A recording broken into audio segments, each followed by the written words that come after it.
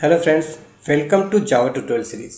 Dear friends, आज के इस लेक्चर में हम बात करेंगे कंस्ट्रक्टर के लाइव एग्जांपल के बारे में कि कंस्ट्रक्टर को आप किस तरीके से बना सकते हैं, जावा में जो कंस्ट्रक्टर के रूल्स हैं उनको आप किस तरीके से अप्लाई कर सकते हैं, जो कंस्ट्रक्टर के टाइप्स है डिफ़ॉल्ट कंस्ट्रक्टर और पैरामीटराइज कंस्ट्रक्टर उनको आप किस तरीके से बना सकते हैं। तो इस लेक्चर को अगर आप लास्ट मोमेंट तक वॉच करते हैं तो डेफिनेटली कंस्ट्रक्टर आपको बहुत अच्छे से समझ में आ जाएगा। अगर आप इसका थ्योरी समझना चाहते हैं तो प्रीवियस लेक्चर के इनसाइट मैंने इसका थ्योरी आपको समझाया है, वीडियो के डिस्क्रिप्शन में उसका लिंक है, एक बार आप उसे देख लें। देन उसके बाद इस लेक्चर को आप वॉच करेंगे तो कंस्ट्रक्टर और अच्छे से आपको समझ में आएगा। चलिए स्टार्ट करते हैं। कंस्ट्रक्टर का यूज़ क्लास एंड ऑब्जेक्ट के केस में ही किया जाता है। जब आप ऑब्जेक्ट ओरिएंटेड प्रोग्रामिंग सिस्टम को यूज़ करते हैं तभी आप कंस्ट्रक्टर को बनाएं, अदरवाइज़ आप कंस्ट्रक्टर नहीं बना सकते। तो मुझे इसके लिए क्लास बनानी पड़ेगी। क्लास किसी भी नेम से बना सकते हैं। मैं यहाँ पर बुक नेम से एक क्लास डिफाइन कर रहा हूँ। अब देखिए, सबसे पहले मैं यहाँ पर डिफ़ॉल्ट कंस्ट्रक्टर बना रहा हूँ। डिफ़ॉल्ट कंस्ट्रक्टर कैसे बनेगा? जो आपका क्लास का नेम है वही नेम आपको कंस्ट्रक्टर का नेम रखना होगा। जावा का रूल यही कहता है, कंस्ट्रक्टर का भी रूल यही कहता है।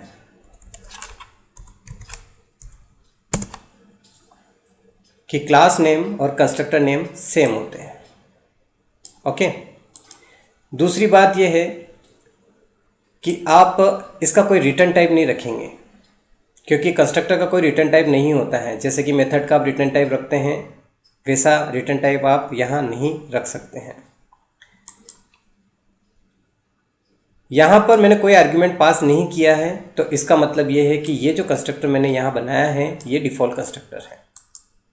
मैं एक मैसेज प्रिंट करवा देता हूँ यहाँ पर, ताकि मैं कॉल करके आपको बता सकूँ कि ये कंस्ट्रक्टर किस तरीके से कॉल होगा।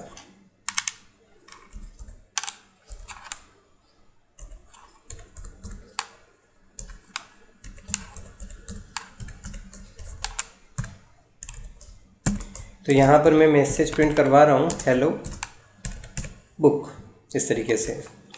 अब देखिए, कंस्ट्रक्टर मैंने बना दिया है। कॉल कैसे होगा? बहुत आसान है। जैसे ही आप ऑब्जेक्ट बनाएंगे इस क्लास का, ये कॉल हो जाएगा।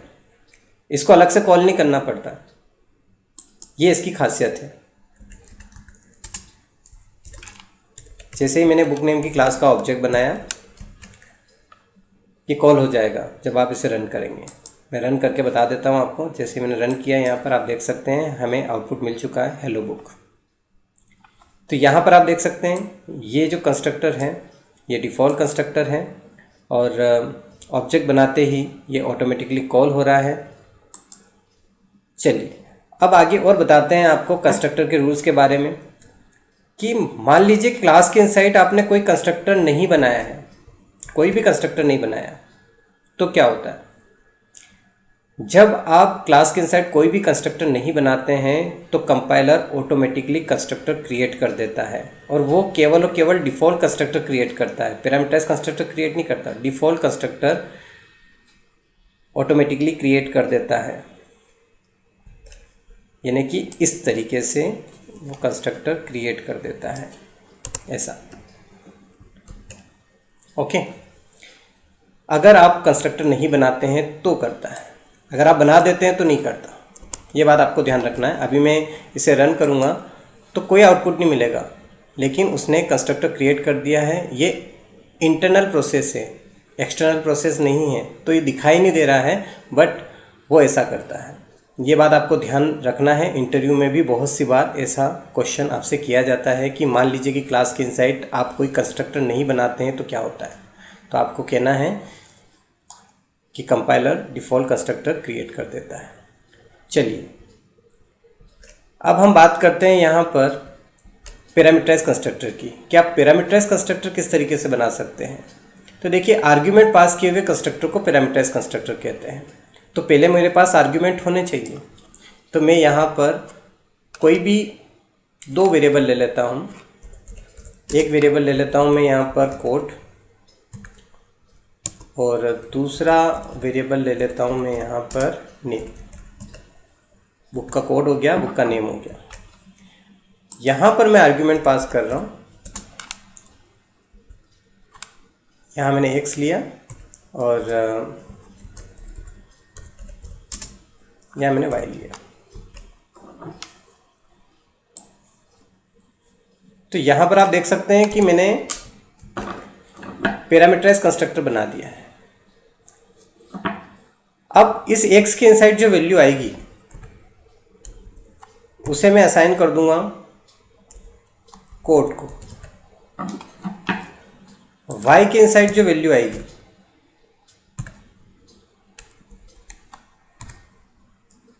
उसे मैं असाइन कर दूंगा नेम को, इस तरीके से। अब मैं एक मेथड बना देता हूं यहां पर,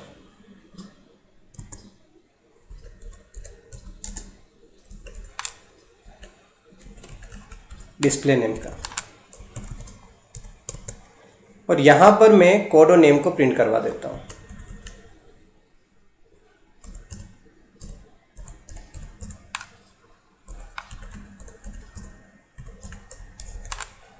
इस तरीके से बहुत आसान है।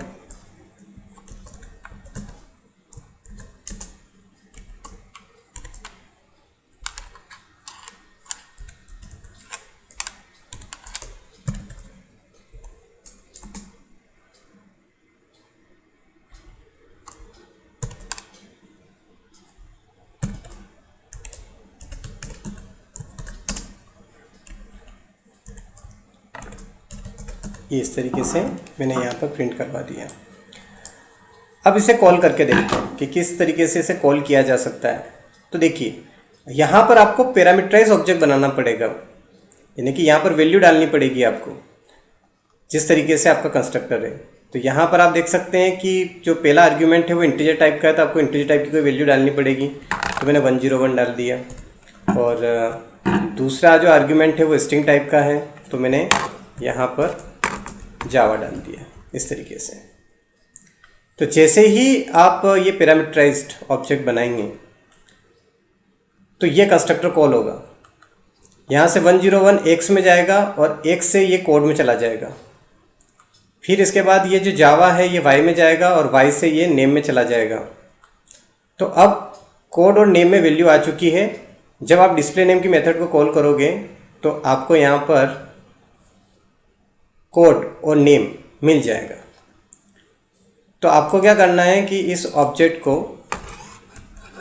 इसी क्लास के रेफरेंस में रख देना है और इससे आपको डिस्प्ले नेम की मेथड को कॉल करना है।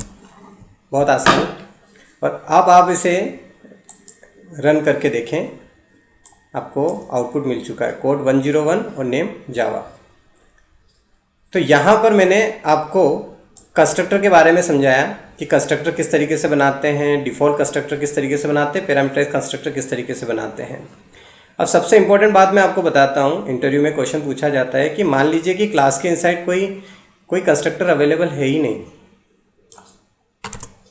कोई कंस्ट्रक्टर अवेलेबल नहीं है और आपने क्लास का ऑब्जेक्ट बना दिया, तो उस केस में क्या होगा। तो बहुत आसान है। आपको बताना है कि कंपाइलर इस क्लास का डिफ़ॉल्ट कंस्ट्रक्टर ऑटोमेटिकली क्रिएट कर देगा।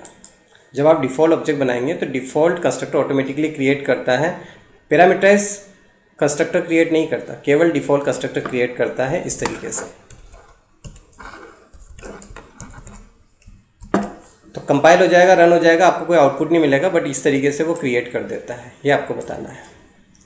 तो डियर फ्रेंड्स, इस लेक्चर के इनसाइट मैंने आपको स्टेप बाय स्टेप कंस्ट्रक्टर के बारे में जानकारी दी।